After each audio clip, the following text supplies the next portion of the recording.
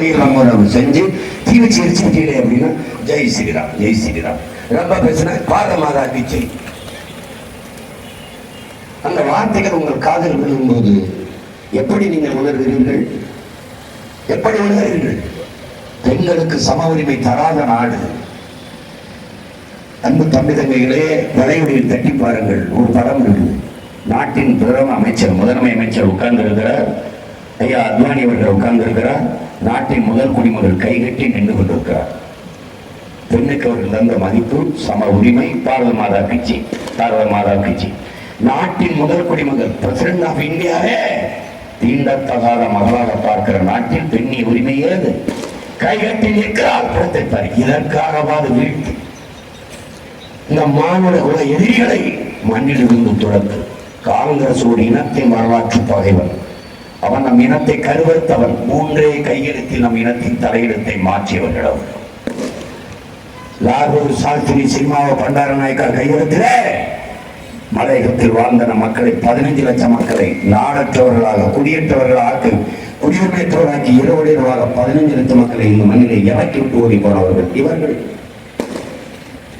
1924 இந்திரா காந்தி லாகூர் இந்திரா காந்தி சினிமாவை பண்டார நாயக்கா கையெழுத்தில நம்முடைய உரிமை, நம்முடைய தாயிடம் கச்சத்தீவை நம் இனத்தின் வரலாற்று பகைவன் சிங்களனுக்கு தாரை வார்த்து கொடுத்தார்கள். அந்த கையெழுத்தில் 2வது கையெழுத்து. 3வது ராஜீவ் ஜெயவர்தனை கையெழுத்து. அந்த கையெழுத்துதான் நமது அருமை ஈழ சொந்தங்களை தமிழனுக்கென்று தேசமடைய வேண்டும் என்று போராடிய அந்த புரட்சியாளர்களை நசிக்க நாசமாக்கி வலுக்கட்டாயமாக ஒரு போரை மீது திணித்தது அந்த கையெழுத்து தான். 3 கையெழுத்து. 3ம் காங்கிரஸ் கையிருக்கே அந்த கை ஓட்ட கையெழுத்து. இந்த கையெழுத்து போட்டு நம் இனத்தின் தலையெழுத்தை இவ்வளவு கீழான நிலைக்கு தள்ளியவர்களுக்கு மறுபடியும் இந்த கையால் ஓட்டளித்தால், அந்த கைக்கு ஓட்டளித்தால், நீ உண்மையிலே அறிவார்ந்த தமிழ் சமூகத்தின் மகன்தானா மகள்தானா? மானம் சூடு சுரணை கோபம் உனக்கு இருக்கா? ஒரு சொட்டு தண்ணி தமிழர்களுக்கு கொடுக்க முடியாது. தமிழர்களுக்கு தண்ணி கொடுக்க நாங்கள் முட்டாளா என்று அந்த நாட்டின் கர்நாடக நாட்டின் முதலமைச்சர் சீதாராமையாவும் துணை முதல்வர் சிவகுமாரும் பேசுகிற போது அவர்களுக்கு வெற்றிக்கு கர்நாடக அரசில் போய் வெற்றிக்கு கர்நாடகத்தில் வெற்றிக்கு பாடுபட்ட பெருந்தகை நம்முடைய ஐயா திராவிட மாடல் திலகம். அவர் தான் அங்கே போய் பாடுபட்டார். வெற்றி எடுக்கிறது. அவன் சொல்லுவான் காவிரி தண்ணி தர மாட்டான் தெரியும் அவருக்கு. வந்தால் மேகதாதுவில் அணை கட்டுவோம். 2 கட்சியும் அறிக்கை கொடுத்திருக்கு. 9,000 கோடி காங்கிரசும் கொடுத்திருக்கு, பாரதிய ஜனதாவும் தேர்தல் அறிக்கை கொடுத்திருக்கு. நாங்கள் வந்தால் 9,000 கோடி ஒதுக்கி மேகதாதுவில் அணை கட்டி தண்ணீரை திறப்போம். தெரிஞ்சும் போய் ஆதரவு ஓட்டு. இப்ப ஆட்சிக்கு வந்தாங்க தண்ணி தர முடியாது. ஒரு நல்ல தலைவனாக இருந்தால் மண்ணை மக்களை நேசிக்கிற தலைவன், மண்ணின் மக்களின் உரிமையை பெற்றுக் கொடுக்கிற தலைவன், காப்பாற்றுகிற தலைவன், மீட்கிற தலைவனாக இருந்தால் என் மண்ணின் மக்களின் உரிமை, காவிரி நதிநீர் உரிமை, ஒரு சொட்டு தண்ணி தர முடியாது என்றால் உன்னோட தேர்தலில் கூட்டும் இல்லை, உனக்கு ஒரு சீட்டும் இல்லை என்று சொல்லியிருக்க வேண்டுமா வேண்டாம்? ஏன் அந்த சிந்தனை உனக்கு வரவில்லை? ஏன் உனக்கு கோபம் வரவில்லை? சிந்திக்க வேண்டும். சிந்தித்தால் சந்தேகம் வரும். சந்தேகம் வந்தால் ஏன் இதற்கு எப்படி என்ற கேள்வி வரும். அந்த கேள்விதான் அறிவின் பிறப்புறம் என்கிற சாக்ரட்டிஸ். நீ என்னைக்கு அதை பத்தி யோசிச்சு பார்த்திருக்கு? என்னைக்கு யோசிச்சு பார்த்திருக்கு? எல்லாரும் போடுறாங்க, நம்மளும் போடுவோம். மானமுள்ள மனிதனா இல்லை மந்தையா? யார் நீ? உலகத்துக்கு அறிவை கடன் கொடுத்த இனமடா தமிழ் பேரினம் என்று நம்முடைய அப்பா நம்மால் சொன்னது மறந்துட்டியா? அறிவியல், நாகரிகம், தொழில்நுட்பம், வேளாண்மை எல்லாவற்றையும் கற்றுக் கொடுத்த இனம் தமிழினம். அந்த இனத்தின் பிள்ளைகள் போலவா இருக்கிறீர்கள்? இந்திய பெருநிலத்திலே கலப்பில்லாத ஒரு இனம் இன்னும் கடைகோடி நிலத்தில் வாழ்ந்து கொண்டிருக்கிறது என்றால் அது தமிழ் பேரினம் தான். காரணம் இல்லையா? இந்திய திணித்தார்கள். ஒரே ஒரு நிலம் தான் எதிர்த்தது, தமிழ்நாடு. நீட் என்றார்கள், வேற எங்கேயாவது நீட் என்று வித்தார்கள். எந்த அநீதியான திட்டங்கள் வருகிறதோ சிஐஏ எதிர்த்தவன் தமிழன், என்ஐஏ எதிர்த்தவன் தமிழன், ஜிஎஸ்டி எதிர்த்தவன் தமிழன். எந்த நச்சு திட்டம், எந்த அடக்குமுறை ஒடுக்குமுறை திட்டம் வந்தாலும் முதலில் எதிர்த்தவன் தமிழன். எங்க நீட்டுக்கு எதிரான போராட்டம், எங்க இந்திக்கு எதிரான போராட்டம் இல்லை. காரணம் என்ன? Pure race. எத்தனை முறை எவரவர் படையெடுத்து வந்தாலும், பண்பாட்டு சிதைவு, மொழி சிதைவு இருந்தாலும் நாங்கள் தமிழர்கள் என்கிற தூய மரபு ஓடிக்கொண்டிருக்கிற ஒரு கூட்டம் இன்னும் இந்த தமிழ்நாட்டில் வாழுகிறது. அதற்கு சான்று ஜல்லிக்கட்டுக்கு தடை வந்தபோது நாங்கள் தமிழர்கள் என்று திறந்து எழுந்து போராடி அந்த ஜல்லிக்கட்டு தடையை நொறுக்கியதே சான்று. அருமை பெருமக்களே, என்னிடம் இலையை என் தம்பி தங்கைகளே, நீங்கள் கவனமாக கால் எடுத்து நடந்து போங்கள். தமிழ் அறிவியலின் அடையாளமான நம் ஐயா அப்துல் கலாம் அவர்கள் ஆதியில் காடுகளில் இருந்து மனிதன் நகரத் தொடங்கும் போது அவன் எடுத்து வைத்த ஒவ்வொரு காலடி தடத்திற்கும் வீரம் தேவைப்பட்டிருக்கிறது என்கிறார். அந்த வீரத்தோடு பொறுமையாக நிதானமாக கால் எடுத்து வை. உன் கைகளில் தீப்பட்டி, உன் கையில் தீப்பட்டி, எதிரே ஒரு விளக்கு, நிறைய குச்சிகள் இருக்கு, விளக்கை நீ கொளுத்துற, ஒவ்வொரு குச்சியாக கொளுத்துற, அணைந்து விடுகிறது, பொறுப்பு இல்லை, கவனம் இல்லை, அணைந்து விடுகிறது. கடைசியாக வந்து விட்டாயின் உடன் பிறந்தவனே, என் பேரன்பை பெற்றவர்களே, தீப்பட்டி இருக்கிறது, ஒரே ஒரு தீக்குச்சி தான் இருக்கிறது. அந்த தீக்குச்சியை மிகுந்த பொறுப்போடும் கடமை உணர்வோடும் பத்திரமாகவும் பாதுகாப்பாகவும் பொருத்தி அந்த விளக்கை ஏற்ற வேண்டும். அந்த கடைசி தீக்குச்சி தான் இப்போது காலம் உங்கள் கையில் இருக்கிற இந்த வாய்ப்பு. நிறைய குச்சி இருக்க பார்த்துக்கலாம் என்று பொறுப்பற்று செய்துவிடார்கள். நிறைய காலங்கள் இப்படித்தான் இந்த நாட்டை நாசமாக்கியவர்களுக்கு அதிகாரம் கொடுத்தீர்கள். எத்தனை தேர்தல், என்ன ஒரு மாறுதல் கண்டீர்கள், எத்தனை வாக்குறுதி, எதை நிறைவேற்ற பார்த்தீர்கள், எதை நிறைவேற்றி இருக்கிறார்கள். வரும்போதெல்லாம் காதலை தேர்வுற்றுள்ளார்கள். வளர்ச்சி வளர்ச்சி, வேலை வாய்ப்பு, தொழில் வளர்ச்சி, இது காதுகளில் தான் விழுகிறது. வளர்ச்சி என்பது வெற்று வார்த்தை இல்லை, வெற்று வார்த்தை இல்லை. 76 ஆண்டுகளை தொட்டுவிட்ட சுதந்திர நாடு எவ்வளவு தூரம் வளர்ந்திருக்க முடியும், எவ்வளவு தூரம் வளர்ந்திருக்க முடியும்? ஒரு சின்ன நாடு சிங்கப்பூர், வெள்ளைக்காரன் அடிமைப்படுத்தி ஆடுகிற பொழுது தீண்டத்தகாத நகரங்களாக இருந்தது மலேசியா, சிங்கப்பூர். இன்னைக்கு பாட்டிலே ஜாய்ஃபுல் சிங்கப்பூர், கலர்ஃபுல் மலேசியாங்கிறான். அழகார்ந்த எழிலார்ந்த நகரங்கள் நாடுகள்ங்கிறான். உலகத்தின் எல்லா நாட்டு இளைஞருக்கும் ஒரு குட்டி நாடு சிங்கப்பூர் வேலை கொடுக்கிறது. கல்வியின் தரத்திலே 3வது இடத்தில் சிங்கப்பூர் இருக்கிறது. கும்பகோணம் அளவுக்கு தான் அந்த நாடு. எந்த வளமும் இல்லை கடலை தவிர. ஆனால் நோக்கம் இருக்குது தலைவனுக்கு. நோக்கம், ஒரு நல்ல நோக்கத்தை கொண்டிரு, அதுவே உன்னை வழிநடத்தும் என்கிறான். அப்படி உயர்ந்த நோக்கத்தை கொண்டிருக்கிற பிள்ளைகள் நானும் என் தங்கையும் என் முன்னே கூடி நிற்கிற இனமான சொந்தங்கள், என் அன்புக்கிற என் அருமை உடன் பிறந்தார்களே. இதை தேர்தல் நடக்கும் போது இது ஒரு தேர்தல். என்ன தேர்தல் வந்தால் ஓட்டுக்கு காசு கொடுப்பார்கள், வாங்கிட்டு அந்த ஓட்டை போட்டுட்டு போக வேண்டியதான். யார் வந்தா என்ன, மோடி ஆண்டாலும் அதேதான், மன்மோகன் சிங்கா ஆண்டாலும் அதேதான். அப்படி இல்லை. உலகம் ஒன்றும் பல்வேறு மாறுதல்களை கண்டிருக்கிறார்கள். பல தேசிய இனங்கள் இப்படித்தான் இவர்கள் எல்லாம் மாற்றி விடுவார்களா என்று நினைத்ததில்லை. உலகத்தில் எதையும் தனி மனிதன் கருத்து என்று தள்ளி வைத்துவிட முடியாது. என்னுடன் பிறந்தவனே, இந்த உலகில் இருக்கிற இதிகாசங்கள், புராணங்கள், தத்துவங்கள், வேதங்கள் எல்லாம் தனி ஒரு மனிதனால் சொல்லப்பட்டதுதான். அப்படித்தான் லெனினிசம், அப்படித்தான் மார்க்சியம், அப்படித்தான் அம்பேத்கரிசம், அப்படித்தான் எல்லாம், அப்படித்தான் குர்ஆன், அப்படித்தான் பைபிள், அப்படித்தான் பகவத்கீதை, எல்லாமே. அதனால் இன்னைக்கு நான் சொல்கிறேன், என் தம்பி தங்கை 40 பேர் சொல்கிறார்கள், நாளைக்கு 400 பேர், நாளைக்கு 4000 பேர், நாளைக்கு 40,000 பேர், நாளை மறுநாள் 4 லட்சம் பேர், அப்புறம் 4 கோடி பேர், அப்புறம் 8 கோடி பேர், அப்புறம் நாடு, அப்புறம் உலகம் சொல்லும். இப்படித்தான் தத்துவங்கள், கோட்பாடுகள் நிறுவப்பட்டிருக்கிறது. ஒரு வண்டி நிறைய குப்பை, அதை கொடுத்த வண்டி நிறைய நீ குப்பை நெருப்பை எடுத்துட்டு போவியா? ஒரு தீப்பெட்டி, ஒரு தீக்குச்சி. இத்தனை ஆண்டுகால அழுக்கை ஒரு தீக்குச்சி வச்சு கொளுத்த முடியும் என்றால் நம்மால் முடியாதா? இந்த மயிலாடுதுறை நாடாளுமன்றத்தில் வெற்றி பெற்று வீழ்ந்த தமிழகம் எழுந்தது பல ஆண்டுகள் ஆட்சி அதிகாரத்தில் இருந்த அதிகார கட்டமைப்பு, பெருத்த பொருளாதார வலிமை, ஊடக ஆதரவு கொண்ட கட்சிகள், கூட்டணி கூட்டணி கூட்டணி எல்லாரும் கூட்டு சென்று நின்றார்கள். ஒற்றை கட்சி தனித்து மக்களை மட்டுமே நம்பி வாக்குக்கு காசு கொடுக்காமல் கட்டுக்கட்டாக பணத்தை வைத்தல்ல, கருத்தை வைத்து கோடி கோடியாக காசுகளை கொட்டி அல்ல, கொள்கைகளை முன்னிறுத்தி எளிய பிள்ளைகள் வென்றார்கள் என்ற வரலாற்று பதிவு எண்ணி பாருங்கள்.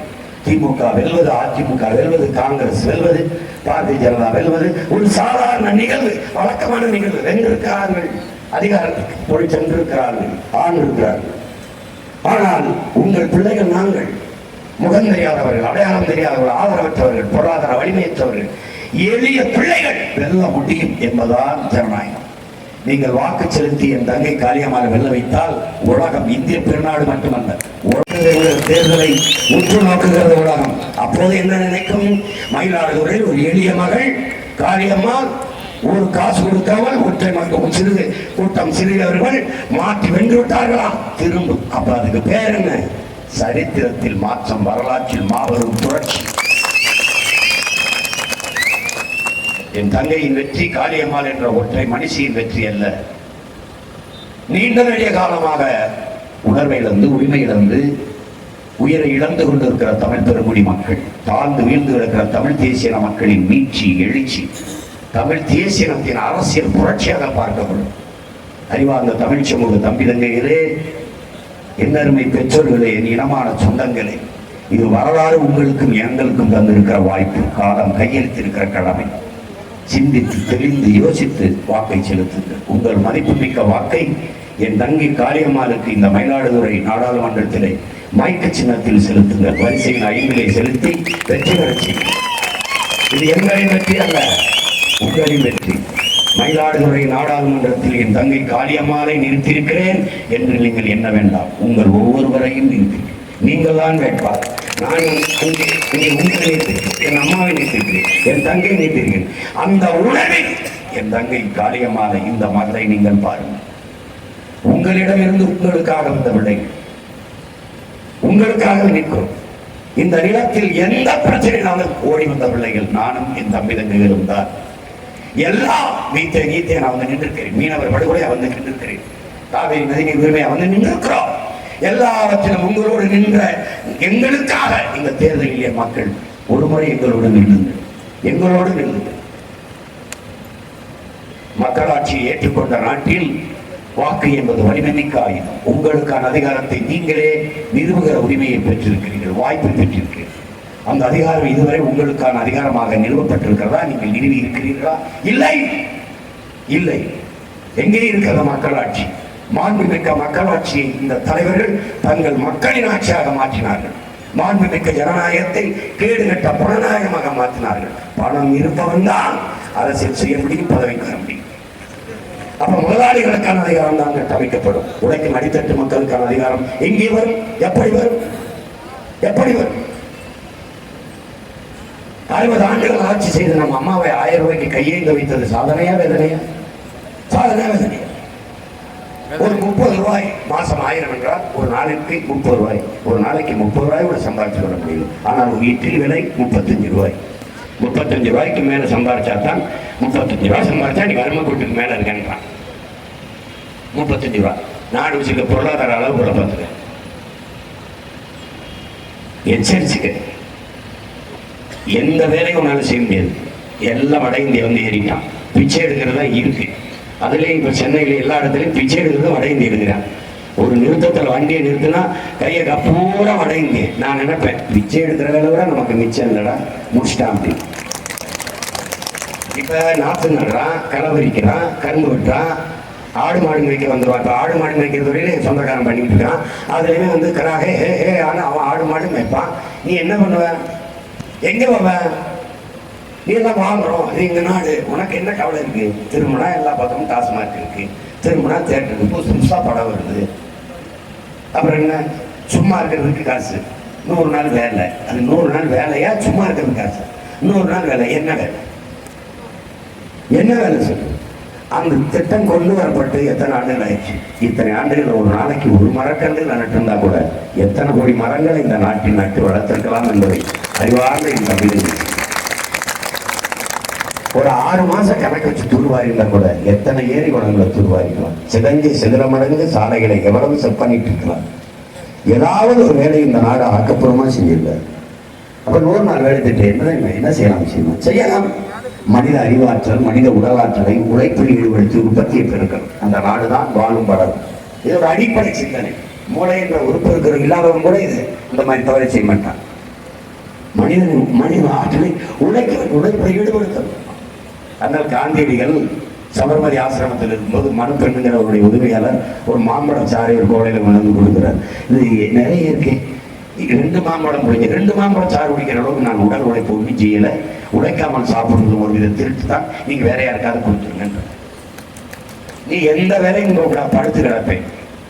இப்பெல்லாம் ரேஷன் அரிசி வீட்டுக்கே வரணுறாங்க. நான் என்ன சொல்றேன், நான் ஆட்சிக்கு வந்தா சமைச்சு ஊட்டி விட்டு வர்றேன்றேன். அப்படி பாடுங்க, காலமைக்கு விட்டு காலாட்டி தூங்க விட்டு தூங்கணும்னா அமைக்கிற தூக்கி மண்டையில் ஒரு கொண்டு விட்டு போறோம். என்னதான் செய்வீங்க? இது ஒரு நாடு, ஒரு கட்டமைப்பு. உழைக்கணும். 60 வயசுக்கு மேலாச்சா 50 உழைக்கிற திறன் இருந்துச்சா வீட்டுல இருந்து 200 ரூபாய் வீட்டுக்கு வரும் ஊக்கத்தொகை. 50 வயசுக்குள்ள இருக்கிற எல்லாரையும் உழைக்கவை, நிலத்துல இறங்கி உழைக்கவை. வேளாண்மை கைவிட்டு வெளியேறிவிட்டால் சோத்துக்கு நடுவ தொழிற்சாலை வேலை தரும். உனக்கு தருமாங்கிறது வேற, வேலை தரும் தரும். வேலைக்கு என்ன தரும்? சம்பளத்துக்கு வச்சு என்ன சாப்பிடுவேன். சாப்பாடு எங்க இருந்து வரும்? அது எங்க இருந்து வரும்? உன் உழைப்பை சுரண்டி உற்பத்தியை பெருக்கி லாபத்தை கொண்டு வர முதலாளிகள் வளர்வானா வாழ்வானா? சம்பளத்தை வாங்கி சாப்பிட நீ வாழ்வியா வளர்வியா? யார் உனக்கு இதை சொல்லி தருவா? ஓட்டுக்கு நிக்கிறவனா இல்ல ஒரு அண்ணன் போல இந்த நாட்டுக்கு நிக்கிறவன் சொல்லி தருவா? யார் சொல்லி தருவா? நீ இந்த ஓட்டை போட்டாயினா போலேன்னா எங்களுக்கு எனக்கு என் தங்கச்சிக்கு இத்தனை வருஷமா எல்லாரும் போட்டு எங்களை ரோட்டை புத்தி போட்ட தவிர என்ன சாதிச்சிருக்கேன்? நீ எங்களுக்கு என்ன வேலை வந்தது? ஏன் அப்படி நெஞ்சு வடி காத்தணும்? என்ன இருக்கு? எங்களை மாதிரி விட்டு பேசி ஏதாவது கருத்து இப்படி பண்ணலாம், அப்படி பண்ணலாம், கல்வி எப்படி கொடுக்கலாம், மருத்துவத்துக்கு கொடுக்கலாம், மின் உற்பத்தி எப்படி பண்ணலாம், சாலை எப்படி பண்ணலாம், நம்ம இப்படி செய்யலாம் நம்ம மக்களுக்கு அப்படியாவது இருக்கா? சீமக்கர் வேலையை அப்புறப்படுத்த முடியல உன்னால. அப்ப கொசு ஒழிக்க முடியல. நீ ஊழல் லஞ்சத்தை ஒழிப்பீங்கிற. நான் முடிவு பண்ணேன், இவங்களை ஒழிச்சா தாண்டா ஊழல் லஞ்சத்தை ஒழிக்க முடியும்னு தனியாக. அதுதான்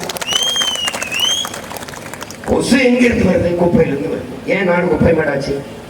ஏன் ஆச்சு? கண்ட இடத்துல பிளாஸ்டிக் நெகிழி குப்பை, அதை ஒழிச்சுட்டு மாற்றுக்கு வர முடியல. கிளீன் இந்தியா கிளீன் ஆயிடுச்சு. நான் கிளீன் இந்தியாவை முன்னெடுக்கிறேன். எப்படி? இவங்க எல்லாரும் கூட்டி மொத்தமா தள்ளிட்டு நாடு சுத்தமாயிடும். கிளீன் இந்தியா அது குப்பையாகுவதல்ல. சாதிய இழிவு தீண்டாமையற்ற தேசம், பாலியல் வன்கொடுமையற்ற தேசம், ஊழல் லஞ்சமற்ற தேசம், பசி பஞ்சமற்ற தேசம். அதுதான் தூய்மை இந்தியா. அதான் தூய்மை இந்தியா. தூய குடிநீர் அமைச்சவாய்க்கு தண்ணி தர முடிகிறதா? உன்னால் தனியார் முதலாளி தான் தருவார். அது நான் குடிக்கிற தரத்தில் இருக்கா, திறந்து இருக்குதா? இல்லை. யாருக்கு தெரியுது? அது தண்ணீர் ஆவேசமா? யாருக்கு தெரியும்? யாருக்கு? அது தண்ணி தான் நம்பி குடிக்கிறது. யார் அந்த உறுதியை தருவது? ஆப்பிள அப்படியே சாப்பிடுவியா, துளசி வீட்டு சாப்பிடுவியா? ஏன் உன்னால் அப்படியே சாப்பிட முடியல? திராட்சை பழத்தை உன்னால் நம்பி சாப்பிட முடியுங்களா? மாம்பழத்தை சாப்பிட முடியுங்களா? அது மரத்தில் விழுந்ததா, கல் வச்சு பழுக்க வச்சதா? எல்லாம் வியாபாரம். பணம் பணம் பணம். பணம் இருந்தால் வாழ்ந்து விடலாம் என்கிறாய். எண்ணுகிறீர்களின் உடன் பிறந்தவர்களே, உலகத்தில் மிகப்பெரிய செல்வந்தன். அவன் பெரிய மாடி கட்டி வைத்திருந்தான். அந்த மாடியை முழுக்க பணமும் தங்கமும் தான். ஒவ்வொரு நாளும் திறந்து பார்ப்பான். அந்த பணம் பத்திரமா இருக்குதா, தங்கம் பத்திரமா இருக்காங்க. ஒரு நாள் திறந்து பார்க்கும்போது கதவு ஆட்டோமேட்டிக் லாக் டக்குன்னு மூடிக்கிச்சு. உள்ளே போய் படுத்துட்டான். உள்ள இருந்துட்டான். வெளியில வர முடியல. தண்ணி இல்ல, சாப்பாடு இல்ல. உள்ள இருந்தா அட்டா நாத்த வருது. அவரை காணாமல் தேடி கடைசியா கதவை உடச்சு போய் பார்த்தா கையில பணம், தங்கத்துல தலை, செத்து கிடக்கிறார். அப்ப என்ன தெரியுது? பணத்தையும் தங்கத்தையும் சாப்பிட முடியாது, பசிக்கு சாப்பிட முடியாது.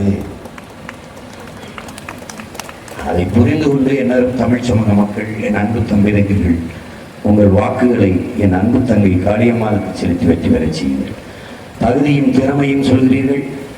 இந்த தொகுதியில் போட்டியிடுகிற என் தங்கையை தாண்டி ஒரு வேட்பாளருக்கு தகுதி இருக்கிறது என்று சொல்லுங்கள். நாங்கள் வேண்டாம் தங்கச்சி போட்டியிலிருந்து விளைக்கிறோம், நாங்கள் போயிருக்கோம். உங்களுக்கு பேச ஏதாவது ஒன்று இருக்கா? எங்கள் ஆட்சி காலத்தில் இவ்வளவு நல்லது செய்தோம் மக்களுக்கு. நீட்டு நீங்க முதல்ல நீட்டுறதே காங்கிரஸ் தானே. கூட இருந்திருந்தாங்க. நல்லா நீட்டுங்கிறது திமுக. ஜிஎஸ்டிங்கிற கொண்டு வந்தது காங்கிரஸ். சிஏஏ இது என்ஐஏ கொண்டு வந்தது யாரு? ஆழ்துக்கி சட்டத்தை காங்கிரஸ் தான். இவர்கள் தான் இவர்கள் பெற்று பெயர் வைத்தார்கள். மோடி ஆர்லிக்ஸ் போன்விட்டாவை கொடுத்து வளர்க்கிறார், ஊட்டமா வளர்க்கிறார். இவங்க கூட்டணி ஆட்சியில் இருந்தார்கள். அவர் தனித்த பெரும்பான்மையில் இருக்கிறனால கேட்க நாதி இல்லை. சர்வாதிகாரத்தை தாண்டி கொடுங்கோன்மைக்கு போயிட்டார். இப்ப இவ்வளவு பேசுறோம். எங்களை ஏன் ஒன்றும் செய்ய முடியல? எங்க வீட்டுல ஒன்றும் இல்லை. இல்லைன்னா ஐடி ரைடு, இடி ரைடு போட்டு அது பண்ணலாம். அது முடியாதனால என்ஐஏ ரைடு போடுறோம். ஜூன் 4ஆம் தேதி ஓட்டு என்பதான தெரியும். ரைடு விட்டது யார், உண்மையிலே ரைடு விட்டுறது யாருன்னு தெரியுங்களா?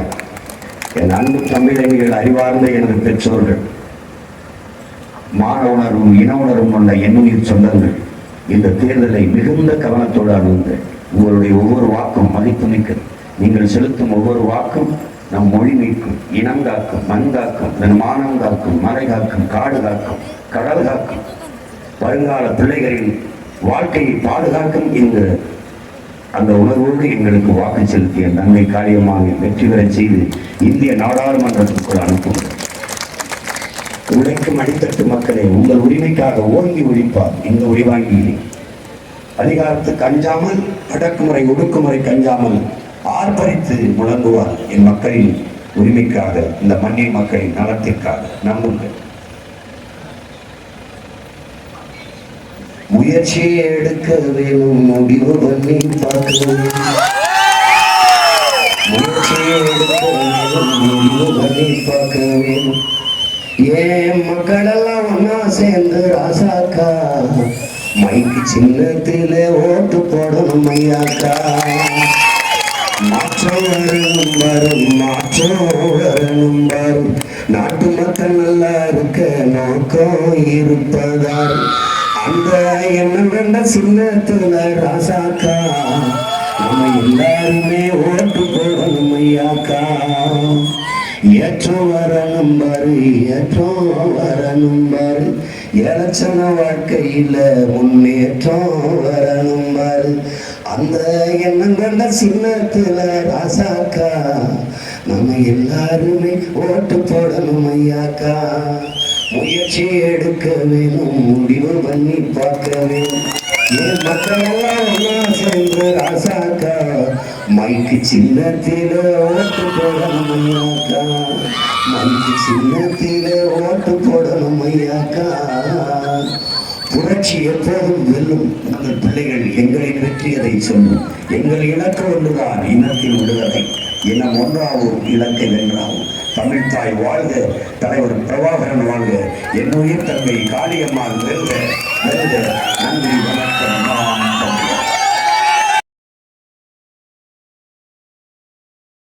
நாம் தமிழர் கட்சிக்கு வாக்களியுங்கள், நாளைய தலைமுறைக்கு வாழ்வழியுங்கள். வாக்களியுங்கள் மைக் சின்னத்தில்.